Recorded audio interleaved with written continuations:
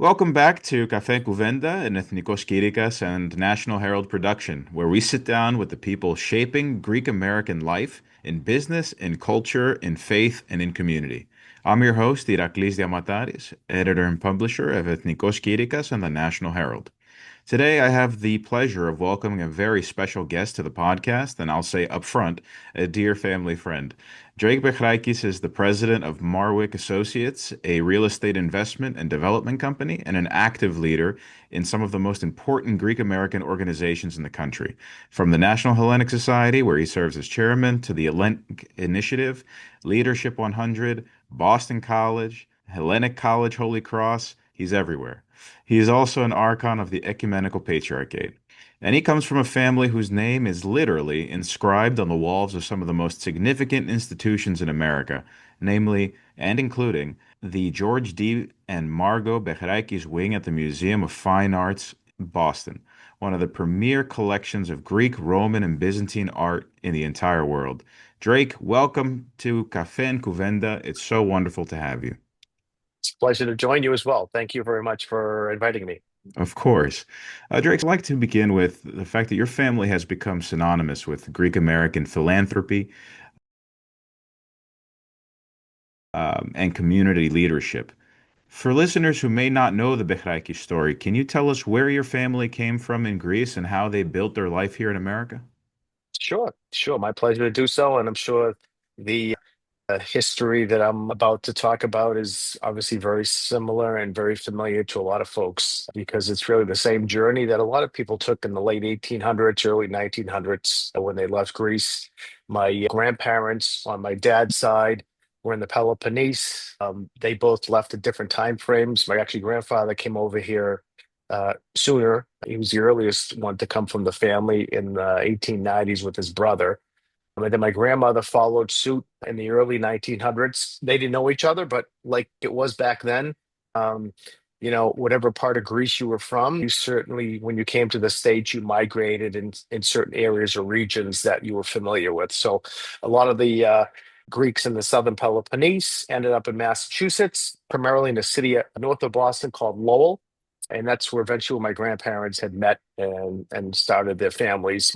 My grandfather was also, because of his age and because he was here early, traveled the country a lot during work. He worked in the railroads, like a lot of immigrants had. He also went back for the Balkan Wars, and so he, he had quite an experience. And he ended up. He was older, as I said, older than my grandmother. So once he was retired, he opened up like a lot of Greeks did coffee houses, and that was his kind of lifestyle in his later years of his life. Unfortunately, he died well before my parents were married, so did not unfortunately have the opportunity to meet him.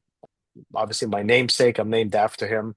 But my yaya, I was, blessed to have her for 86 years of her life. And so I learned a lot about my papu and their upbringings and so forth from her. And then on my mom's side of the family, they both came from central Greece, outside of Kalabaka and Trikala. Again, they came very different time frames, although in the 1900s, later than my other papunya, yeah. And they also settled in Lowell, in the Lowell area, and met. And I was fortunate enough to spend a lot of my life with them as well. And you get a sense as, and I'm sure this is the same for all ethnicities that that have originated elsewhere and have come to this country, is that you get that sense of what makes them tick and what obviously what brought them here. A lot of them, it was just the dynamics of what was happening in the world back then, where they were looking for to make a change. But what was interesting is they all left, but they, aside from obviously, none of them were wealthy, none of them had any money really growing up. They had to earn everything, but they did not stop them from raising families, from continuing to love their homeland and their families that they left behind, and doing what they could, even though then they could not do anything financially to help their motherland. They still had a strong connection, and obviously they brought that with them, establishing churches, and establishing their lifestyle that they left behind, bringing it here and trying to replicate it, and staying strong together as a community. working together to keep themselves socially engaged, but also their main task was to raise families and give them a better opportunity here. And a major part of that was education, which we all know is a very strong trait within our Greek heritage, where education is looked upon as one of the most important achievements you can make in life. And so that drive and determination, even back then, was strong. And we can all only imagine what life was like back then. Coming to a new country, the world being in world wars at the time, and Greece going through its own issues. Obviously, not only just obviously since post-independence, trying to find its way forward until it became a republic, and then the wars, and then everything that's happened to Greece over time until we reached the modern day state. It's a lot, a lot. It was a lot for them, and obviously it's a lot for us too, as being the second, third generations beyond. And so, but again, meeting other families and growing up with other families, these themes were very common and very natural to us, and were an extension of what our grandparents, how they wanted to live their lives, and certainly our parents as well. So that's the origination of the family. We still have a lot of family up in the Massachusetts area. Obviously, like anything else, you've spread out over time, but the base of home is still northern Massachusetts, and the family's been there, like I said, from since the late 1800s. And it's so remarkable, Drake, and thank you so much for giving our listeners a rundown of your extraordinary family story.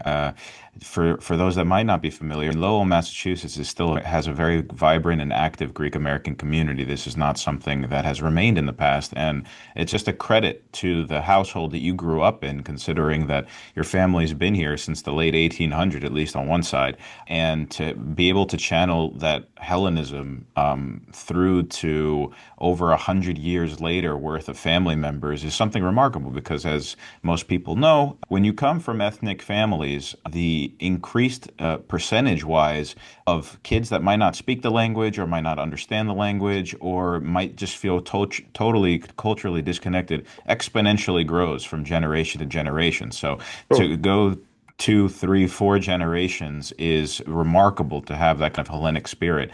And again, for maybe our listeners don't know, you said something so interesting about your paternal grandfather, where he was crisscrossing the country working on the railroads. A lot of people don't know that it wasn't just Chinese and Irish immigrants that were working on the railroads.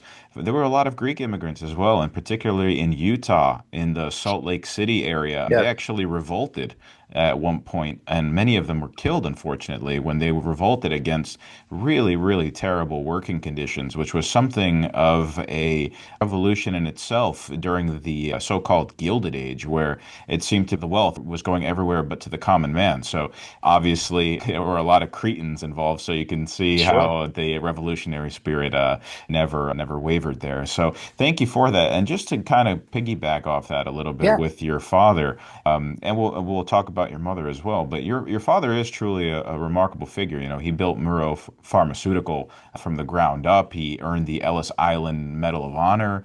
He's chaired the Leadership 100 and was a driving and is a driving force behind so much of what the Greek Orthodox community in New England has today. How do you describe him to people who don't know the full story? And you can obviously say your mother as well because she's been such an important part of your life.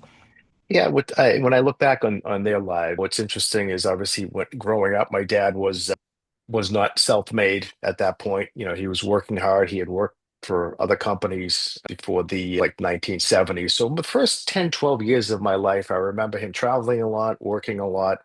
And my mom obviously was held the fort, as they say, took care of four kids while my dad was out and about. And I think part of what helped us a lot was we had that strong community feel where, our downtime, other than obviously our school, and we were blessed also to, elementary school to have a full day parochial school at Lowell, which helped ground us even more in terms of our rich culture, heritage, and faith. And so, and I know a lot of people didn't have that opportunity, but regardless of that, having a strong community at the time and a connected community really, really made a big difference in our lives. And, as we eventually saw what my dad ended up doing in business, and, finding the right track, but also having the good fortune of making some smart decisions. It became evident that what was ingrained in him from his own parents, the drive that he had, the importance of a legacy. Uh, Obviously, his parents, were not, industrialists or successful business people, but he had the determination and drive for what the opportunities that they gave him and provided him by letting him go to school and getting a degree and so forth, that he was able to have a very successful career. And he never forgot. I know it's an old adage, but he never forgot his roots. He knows how much Lowell was a major part of his family growing up, how the community made a difference in his life. And it showed, may have not you may have not may had not seen it at the time, when he was younger, but when he started to have the ability to make some financial donations and make an impact to the community, and he didn't think twice about it. And so he's certainly like a lot of other people that are self-made. He saw how life was growing up and how difficult it was and what his parents went through, but he was fortunate enough to take advantage of the situations that were offered to him and become successful in business. And the first thing he thought of was, how can I best give back? Not only give back of his time, because again, he was also very forward thinking, very outspoken, but very intelligent person, was calculated with regards to always wanted to learn as much as he could before any meetings or any organizations that he was involved with. And he was not afraid to roll up his sleeve and jump right in and dedicate himself. And he also wasn't afraid to make mistakes. I think that's what separates people like my dad from a lot of people, is that it's okay to be a type of person that wants to help and wants to give back. But he's also not afraid to open his mouth and say how he feels, even if it doesn't influence a decision or it's a thought or idea that is not implemented. He's not afraid of that. He always looked out for the good of the family, the good of the community, the good of his fellow man. And so I think that's what kind of the secret sauce for him was, and his drive behind that, just to make life better for everybody, whether it's an organization, the family, a business. And truly has a heart of gold. And I think why he's impacting so many people, because he's not the type of person that would turn somebody away. He'd always try to see how I can solve an issue or a problem or help somebody. And so that's a lesson that, we saw firsthand and have experienced as his children and his family from day one.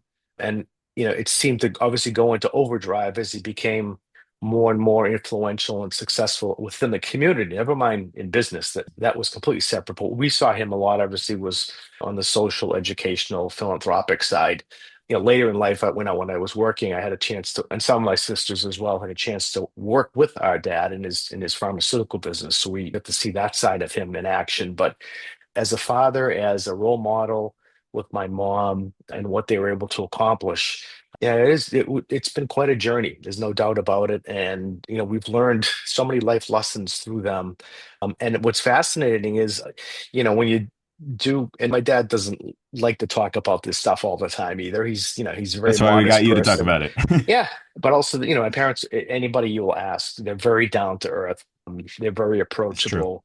And it's like, when you do ask him, like, how did you ever think of this? And he always would go back to his own upbringing, with not just with his parents, but with his, aunts and uncles and cousins. And so he was able to, he had a natural ability to grasp what other people preached to him, and was able to be open-minded about using certain things that he may have learned from them, just in their own ordinary lives. And he was able Mhm. to see how that made a difference in his own life, but also as he became more and more prominent in our community. You can't mold these people, like the people like my dad and his generation, but there's a lot you can learn from them. And certainly there's a lot we've seen with our own eyes and ears that have truly made a difference in our own lives, and makes us feel proud. And I always tell people, when regardless of what your ethnic background is, that everyone that came to this country, regardless of your situation, you brought with you an inherent legacy. And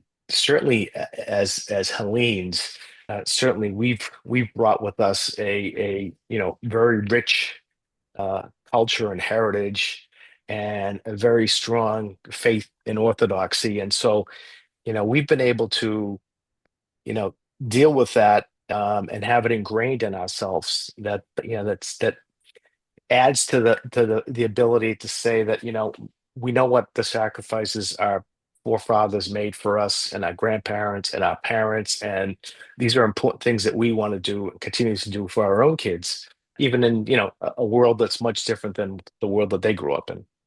Yeah, I mean, before we get into the career path, I know you mentioned, the pharmaceutical business and all that. Sure. I just kind of wanted to get your thoughts on what you kind of alluded to it, but the lesson that he drilled into you and your siblings the most. You talked about his drive, you talked about his work ethic, Sure. you talked about open-mindedness, all very important leadership characteristics because to be able to absorb information and make real-time decisions and, like you said, speak your mind when maybe others would find it much more convenient to keep your mouth shut, especially if things Yep. don't get implemented. Was the lesson that was overarching all of this, was it explicitly about giving back?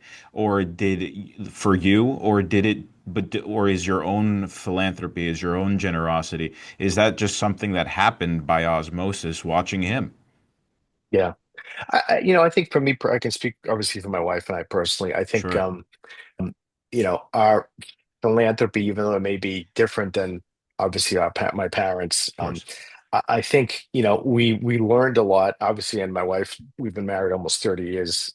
She's had the pleasure of experiencing, my parents as well, and living with them and enjoying their time and their love. What's interesting to me is that, I think at the core heart of it, my dad was, and a lot of people like himself. And I'm being honest. We were talking about my family, but there's for every George Behrakis story, there's hundreds and hundreds and thousands of other stories. And so, but obviously, we're extremely proud of what my dad has been able to accomplish. I think the key takeaways were being a good person at the end of the day. Yeah, some of the stuff and some of the, kind of the strategies or the tactics, that either were related to business or just life in general, about being open-minded and I think a lot of it started with, being able to, you know, be an effective communicator. Don't be shy. And everyone has different personalities. Sometimes it's easier Hmm. said than done, right? Hmm. But don't be afraid to say how you feel. Be open-minded if you can, but also be reasonable and be respectful of the people that you're talking with, whether it's friends, family, co-workers, organizations that you're involved with. Because there's a lot of people like you that are there to help and help guide organizations and develop relationships and friendships. But you can't just look at it in a vacuum and say, why are they not listening to me? What's wrong? If you feel strongly and passionate about something, you need to um, be as open-minded as you can to get the message across. But also understand that there's other opinions in the room, and at the end of the day, it's a consensus. And as I said earlier, my dad had a great ability, innate ability to, you know, not run away or storm out of the room when his opinion wasn't heard or wasn't accepted. You make your case, you move on for it, but at the end of the day, you're friends, right? You stay friends, and I think that was probably the most important message. And again, I know my on the philanthropic side, my parents very kind-hearted. Sometimes, and I think they've learned it through experience, sometimes have a hard time saying no to people. Um, and Hmm. so, I think I definitely follow in that kind of vein in terms of my dad, where I see the value and impact of being helpful, but also, you know, you could spend your whole life being helpful and forget about yourself and your own family too. So, Exactly. so there is a fine line, and we all experience life differently in that way. And philanthropically, obviously my parents, when we were early in our careers, my sisters and I started, the Behrakis Foundation. That was kind of the mechanism to to bring together my sisters and I into the formal way of understanding how philanthropy works and what grants are and how you can make an impact at an organization. And so that was a great lesson for us because obviously up until then we just saw what my parents were doing and giving, and but we didn't get to see the inner workings behind it. And Hmm. so They made it that look helped. easy. Yeah. And a lot of it too was, a lot of what what they were committed to, we became champions of as well. But over time, it gave us the ability to also, um, you know, speak on what we feel, are good opportunities out there as well. Things that, are passionate and important to us that, that may have not been considered by our parents. And so we've used the foundation as kind of that vehicle to consider, what else is out there.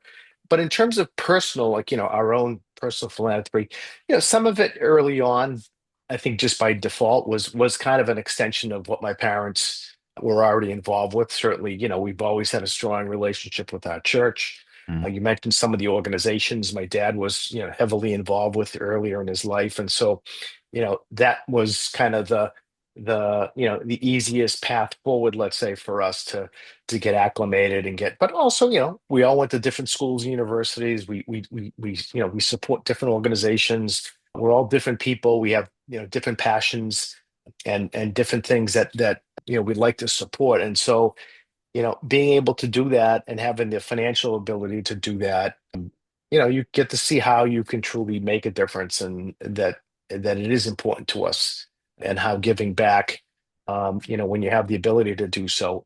And quite frankly, even if you don't have the ability to do so, just the fact that you can help people at the end of the day, or help organizations or help groups, I think that's part of being human. That's part of being, and why people came to this country to live better lives, but also to not forget that there are people out there that are struggling and don't have the success that some of us have had. And I'm not talking about, early on. It may have been, looking back at your, relatives and families in Greece that were struggling, but obviously we have people in our own backyard that are struggling. And so how best can things that we can do collectively to help our society as a whole, and that's I think part of who we are at the end of the day. And as again, as Hellenes, I think that's the core of our DNA, so to speak, is being good people on this earth and giving back and truly trying to make a difference in other people's lives.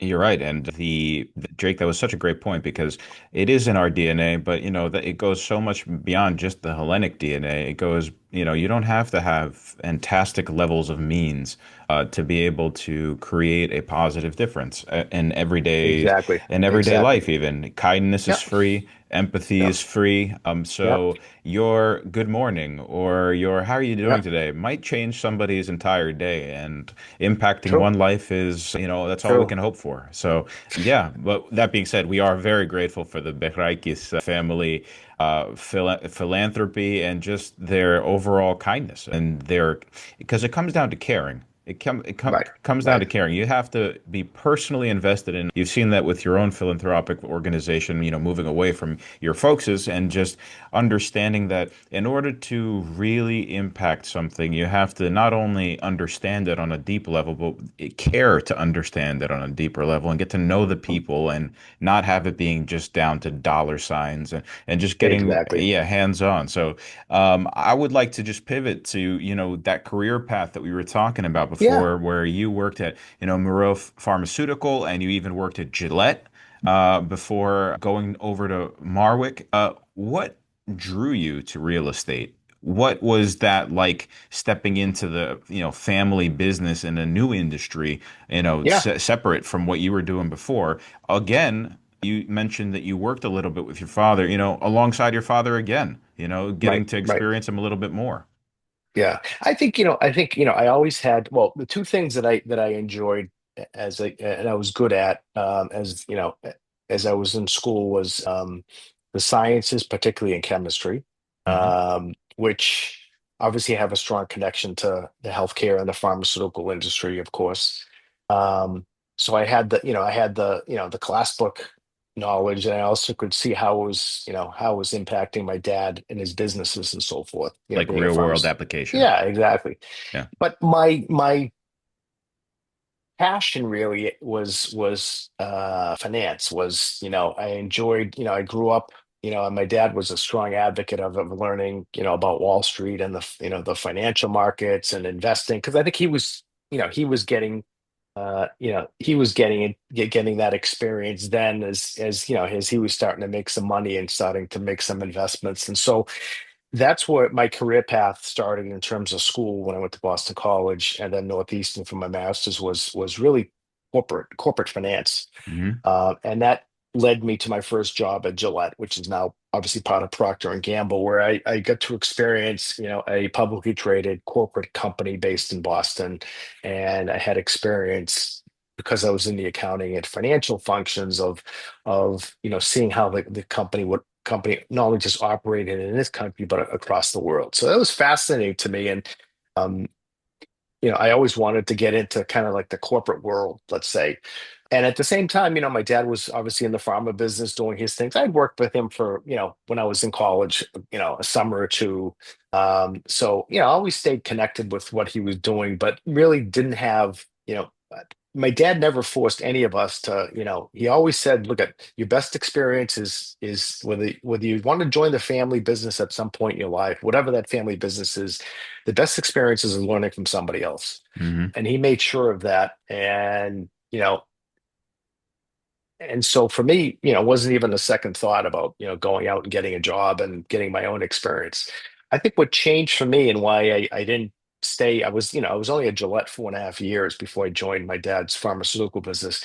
I think as I was getting more and more acclimated in the business world at Gillette, I also saw how my dad's small business, obviously he wasn't publicly traded, he was private, but I saw how his small, national business was growing, and I could see how he was, expanding, how he was hiring, and I guess it was the right time where, and he didn't ask me, he always said, it's, whenever you feel is the right time, let's talk about it. I just felt that, I couldn't pass up the opportunity, not necessarily that I wanted to work for my dad, but I couldn't pass up the opportunity of seeing a small company develop into a mid-sized company. And, with the growth and that he was hiring, he needed talented people. And so, it was natural for me to join the finance group of his company. He literally Um, looked in-house. yeah, well, he actually already had in-house. So this is just a side story. His oldest sister, Irene, who grew up without going to college, and just did odds and ends jobs and was secretarial and so forth. She and my dad's other sister, his younger sister, decided to go to night school up in Lowell at the University of Massachusetts Lowell. And they got their business degrees at night. And so my dad brought my aunt in with him, his sister, and she was his initial finance person. And she did, she was very um, progressive in terms of learning as much as she could. She would go to conferences and seminars, and she was always taking courses to learn, because, and her experience was hands-on, and Hmm. so, and she hired a very strong controller who worked for her, who knew the ins and outs of finance and accounting. So she was actually the person. So I was actually not only working for my dad indirectly, I was working for my aunt directly. So that was an interesting, dynamic. But you could see where you could fit in, because of going from a big company and everything is established, to go into a small size growing company that needs to add different talent, different levels, even if it's completely different business, right? Healthcare products versus private prescription only pharmaceuticals. So I just felt it was a great opportunity. I also knew, because I think it's important to say that, this was 1992 at the time. I also knew that my dad had on the back of his mind of eventually exiting the industry. He wasn't looking to keep this business within the family. He felt that the industry was definitely changing. It was becoming more regulated. It was becoming much harder for smaller businesses to survive and establish themselves. But because he was on such a quite a run of growth and expansion, um, you know, the timing again, was perfect for me because I was able to enjoy that time frame of seeing how the company was growing and expanding. But at the same time, as he began to negotiate the sale of the company, I was blessed to be able to sit in on the corporate transaction side of things. So anyway, just to jump forward, so all that, accounting and financial background was very helpful to me that when my dad approached me, before the final sale of the company about, would you consider getting into commercial real estate? I felt because of my strong analytical background, that I had, some good skills that I could apply out of the gate, even though it was a completely different industry to me.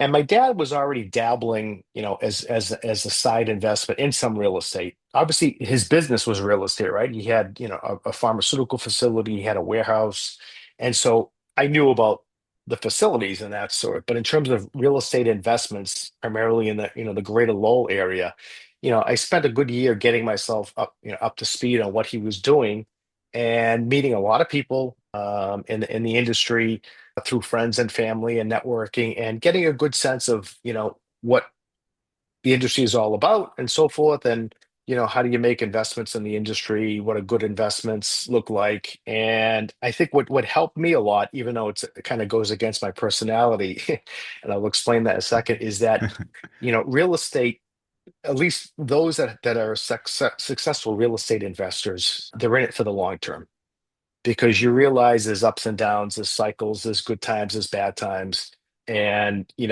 being patient and being smart about it. That if your perspective is long term, that more often than not you'll do okay. Doesn't mean you're always going to be successful, but at least it gives you a better chance of survival and focuses on the longer term. I've always been a very short term, impatient minded person, and it's one of the few things where you just can't do something like that. And obviously today with the digital age where you can buy anything from investments to household goods, regardless, you can buy anything instantaneously. You really can't with real estate. Real estate takes a little bit of time to do the analysis to make sure everything is in order. And then so it gives you the ability of, it looked good initially, but after going through the numbers or going through the reports, maybe this is not a great investment after all. And so that was my leap into real estate, on behalf of my dad, and he was very hands off. Obviously, always there to guide and help, but he kind of after that initial few years of getting my feet wet, it was really up to me, and that's essentially how I've kind of built the small portfolio we have since the late 1990s, early 2000s, and I've truly enjoyed being a part of it. Again, like I said at the beginning, I was networking, I was attending events, I was meeting people, I was getting as much information as I can. Now, being a little older and having the business fairly stable, I have people working for me that kind of deal with all the day-to-day stuff. My role is more in the big picture strategic stuff. Um, so it's been quite an experience, and looking back on it, I'm glad I did make those career changes, let's say, so to speak, in terms of jumping to my dad first and then jumping to real estate. Well, that's, you were just talking about your dad being flexible in his ideas. I mean, you're Yeah, a byproduct of that because you clearly saw there was a thread in data analysis in all the work that you've done, but it's a completely different field. Frankly, I think the Red Sox could use you in the analytics department.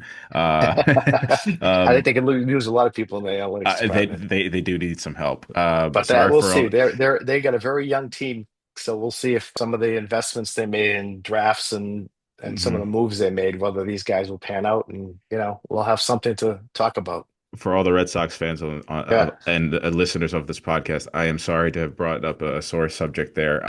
So Drake, what does Marwick focus on today, and how has the business evolved over the years? Because a lot of the headlines in recent months and in the last few years, probably since COVID, a lot of the real estate headlines that you read, hopefully not yeah, in the National Herald, a lot of the headlines that you read are not overtly flattering for commercial real estate. correct, Especially, I correct. can speak more on the New York market a little bit more than the New England Yeah, market. But you were hearing about a lot of skyscrapers, a lot of office towers try to get some sort of ROI, some return on investment by switching the offices into converting them into apartment buildings.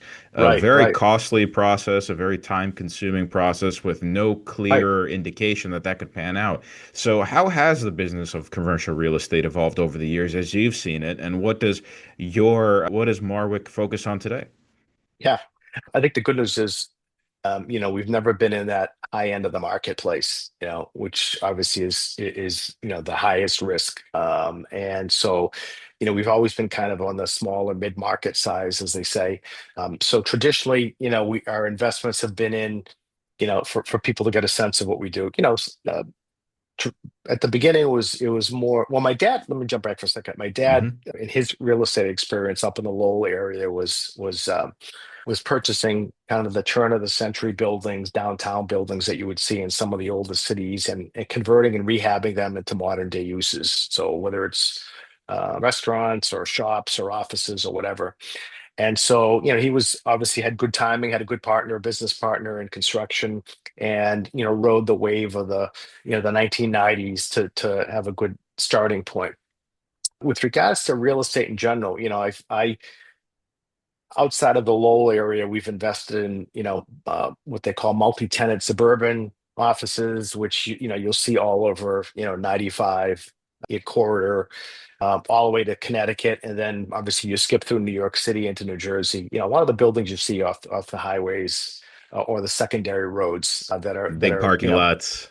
yeah, Yeah, exactly. yeah. And not the highest of quality, and what I mean by that is not, not downtown buildings that have restaurants and shops and gyms and health clubs and roof decks and stuff, but traditional, office space that works out in the suburbs. And in the 90s, with the exception of 2000, when we had for those that do remember, that there was the dot-com explosion, where The a lot bubble. of, yeah, the bubble, a lot of the tech companies at the time, were just, growing so fast and taking up so much space that if you had one of them as a tenant, you would get slaughtered.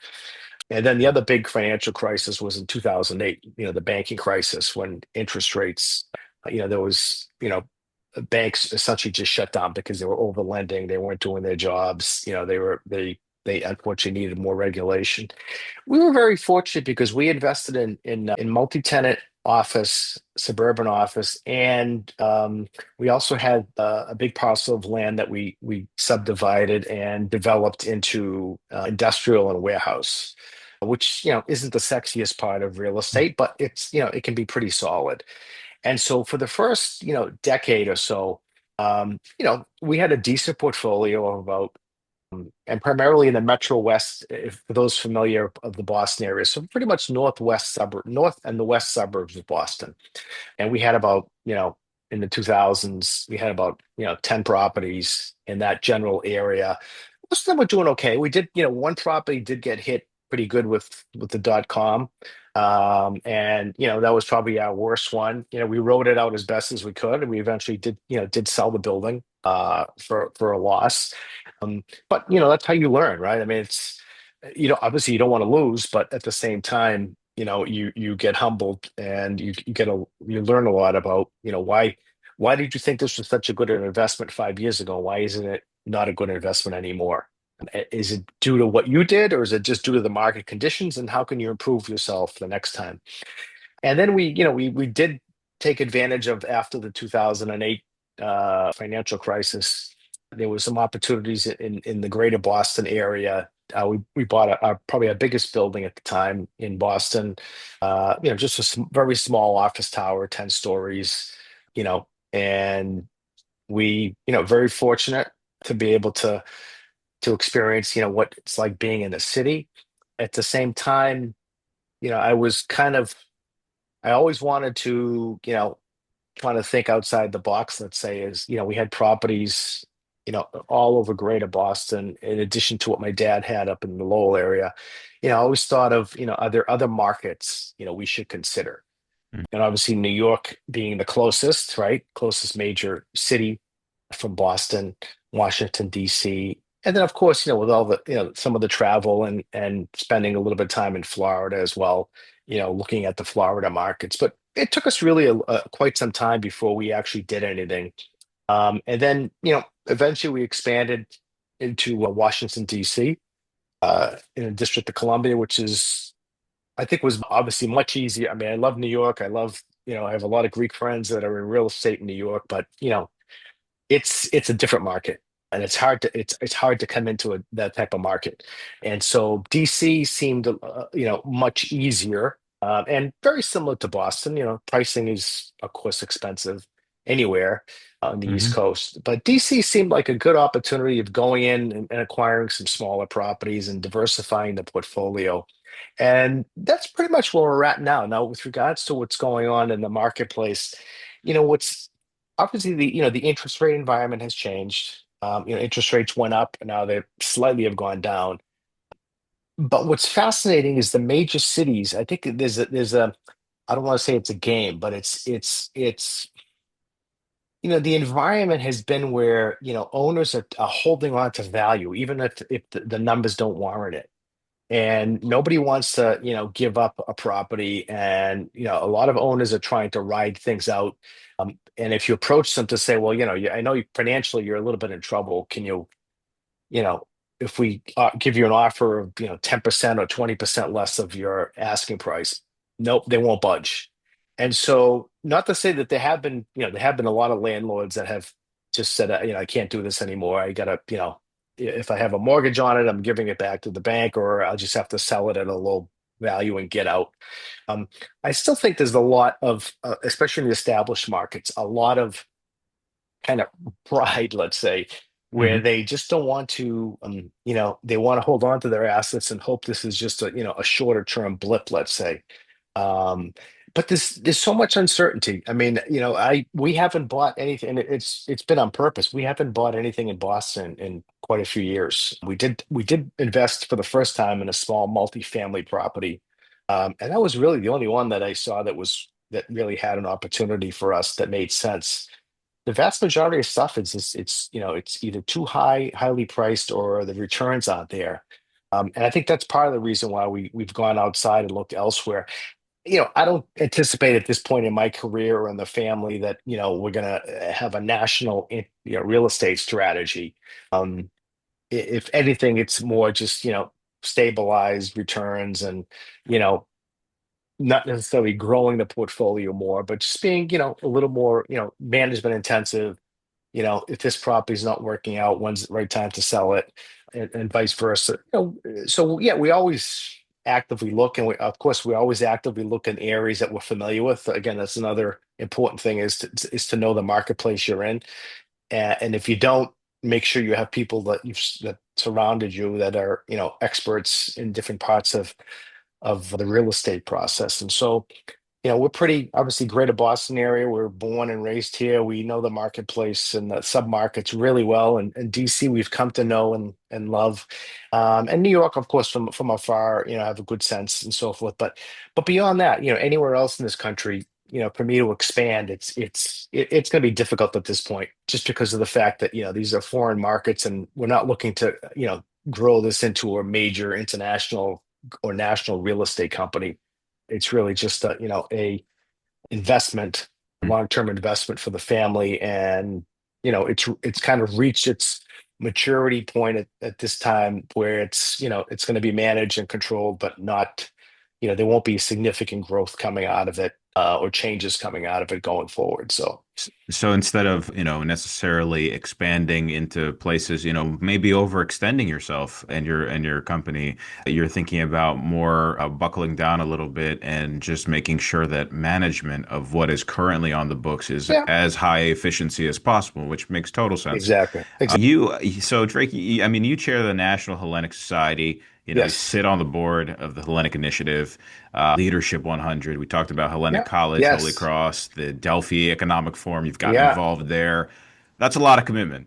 And Those are the ones that are listed. those are just the ones that are listed. And that's not to say anything about Yeah. your love of wine and all of that. Yeah. Yeah. Yeah, Great, but Greek wine too. Greek wine, yes, it is a lot. So, Yes. what's It is your a lot. yeah, It is a lot. what's your sense of the state of organized Greek American life right Yeah. now?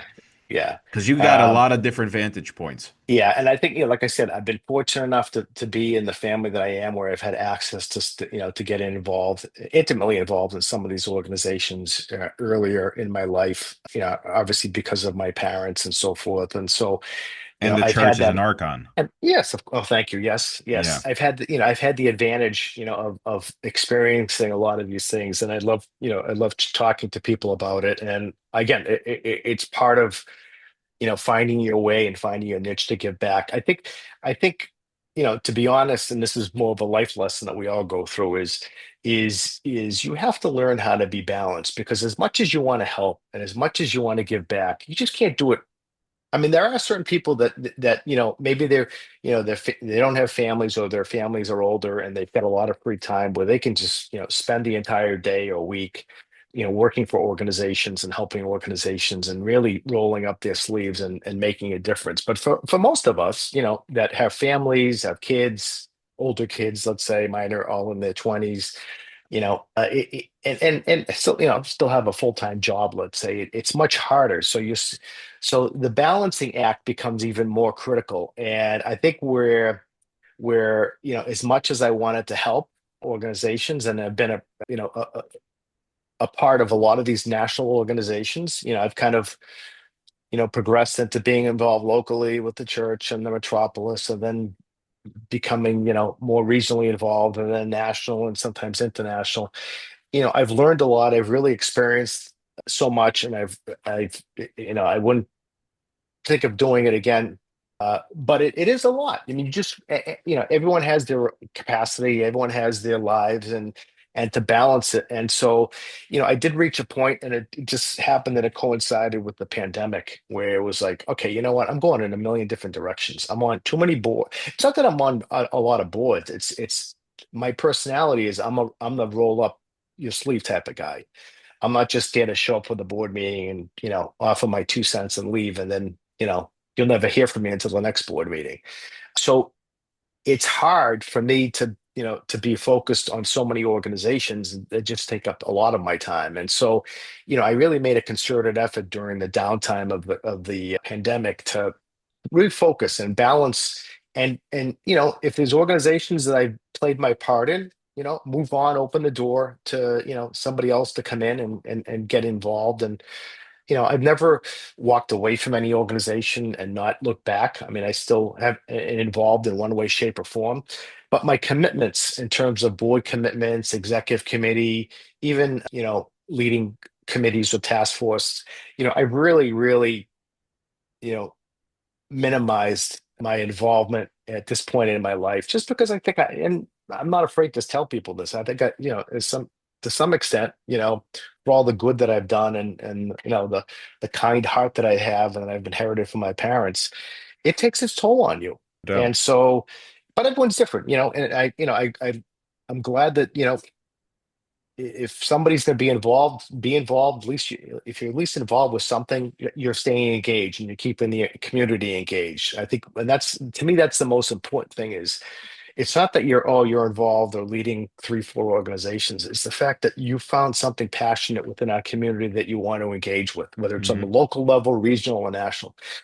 Getting back to your point, though, about this kind of the state of the union, let's say, it's still, I think, for my generation, our generation, I'm 61. I have 3 kids in my 20s. I grew up in a Greek American household. My kids grew up in a Greek American household, albeit with the differences. They weren't in a community like Lowell that was surrounded by Greeks. They were out in the suburbs, kids going to public schools. And so, the world's changed.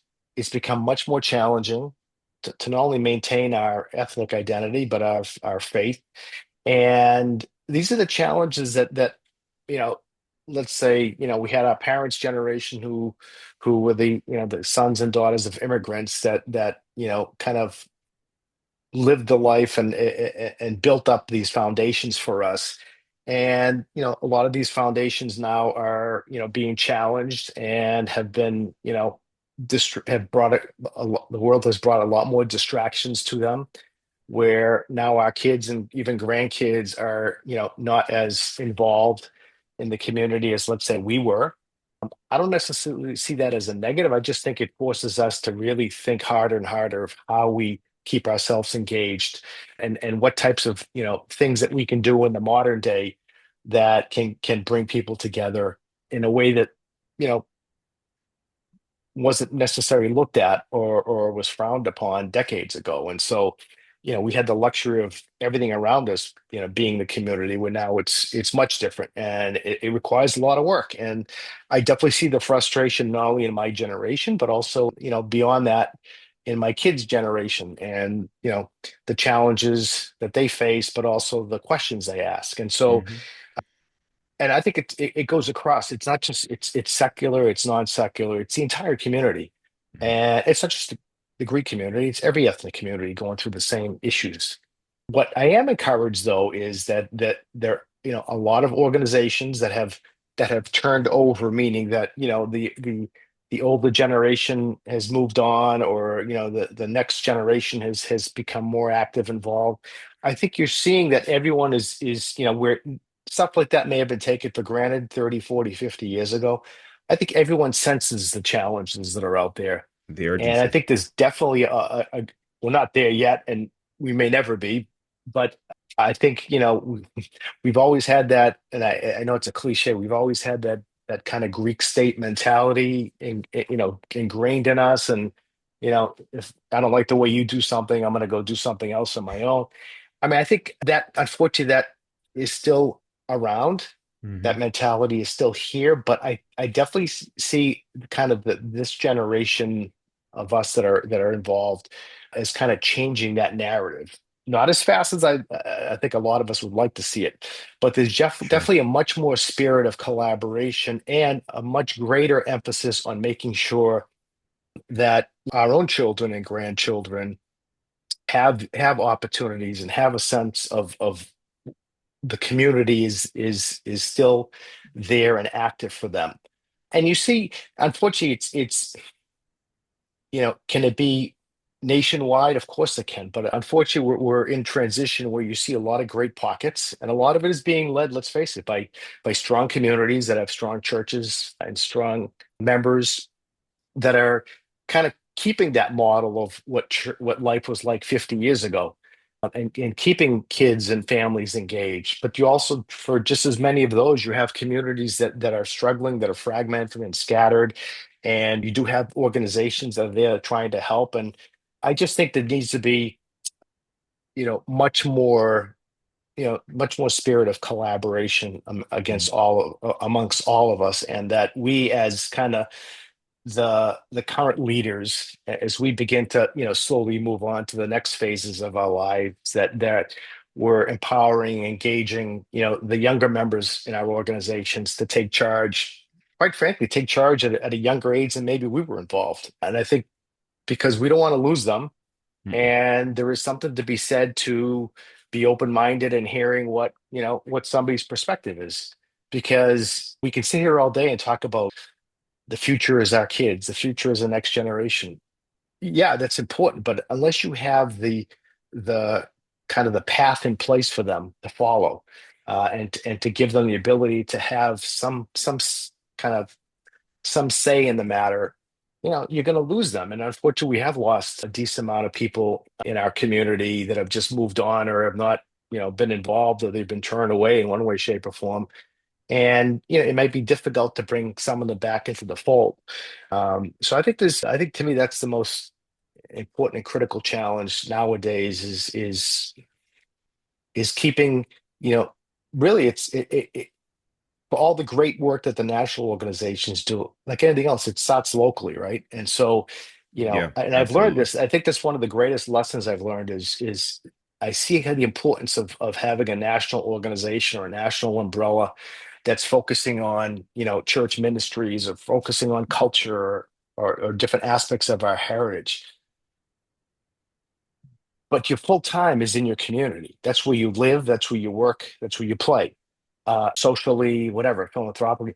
And if you don't have that, and I'm not saying day to day, because even, back when I was growing up, you had activities of doing other stuff. But and you had neighborhood friends and all that. Yeah. But if you don't have a semblance of an active and adaptive community that people want to be involved with, that it's going to be hard to maintain that. And you can go to all the national conferences and organizations you want, but at the end of the day, you're going to go home and now what? And I Yeah. think that's a big challenge for kids and for that generation to say, okay, I just spent a weekend in Phoenix or a weekend in Tampa or a weekend in Washington. Now I'm back home in the Boston area. What are my outlets? What's here for me? What can I do that can help me maintain my ethnic identity? And so I think that's more the challenges, and I think that's where communities that have been able to at least maintain that to this date are doing things that are keeping the community together and alive and well, and just by that fact you have the complementary influence of the national organizations to help build to that, so you get different perspectives from all over the country. And it's the same, again, the same for kids that are going to college, right? You want them to feel at least wherever they're going, there's potentially there's a community for them there as well. Not just at the Hmm. school that at having a Hellenic Society or things of that nature, but you want or an OCF, Orthodox Christian Fellowship, you know um, group at your local college, university. It's great to have that, and some schools have modern Greek studies programs and language programs, and great. But if you don't have that community there to help support and build that around you, you need people in the community. Perfect example in the Boston area, we have all this stuff. We're fortunate. We have a seminary school, Hellenic College. Most of the major universities in Boston have some type of Greek studies program. There's a lot of international students that come over from Greece. There's a lot of people from that have come to Boston to work. So, even though there's a big Greek community in Boston, you still have to make sure that the pieces are connected. Hmm. Otherwise, people are just off in different segments, and nobody, unless you're in that specific area, you don't see that.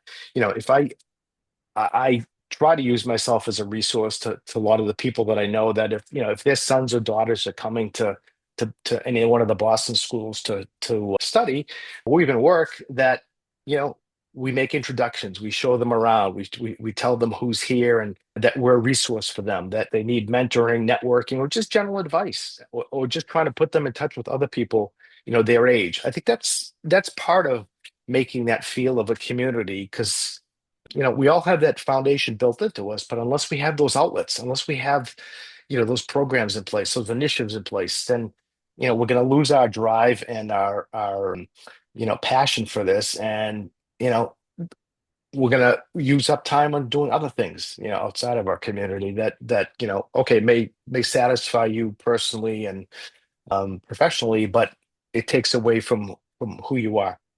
You couldn't have set me up Yeah. better if you were a pitcher on my beloved New York Mets Uh, rotation from last year, 2025. What a disaster that was. But you teed me up perfectly because yes. for the final question that I wanted to ask you, Yes. Drake, it's for young Greek Americans listening to Cafe and Kouvénta who want to get more involved in the community but don't know where to start. What's your advice? Yep. Because you were just kind of alluding to that just before.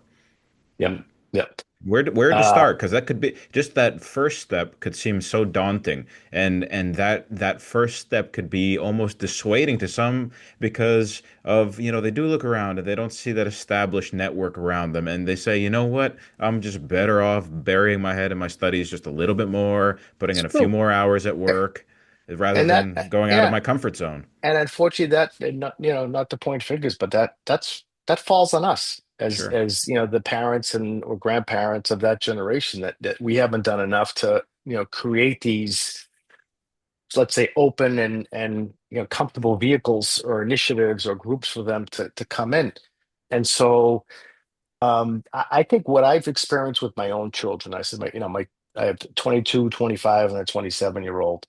And they all went to Greek school, and they all went to, Sunday school, and they took language courses and lessons and so forth. But they all went to public schools and colleges and so forth. And they go to Greece every summer, almost every summer. And so they're very connected, but at the same time, in different ways, they're passionate about different things. And whether it's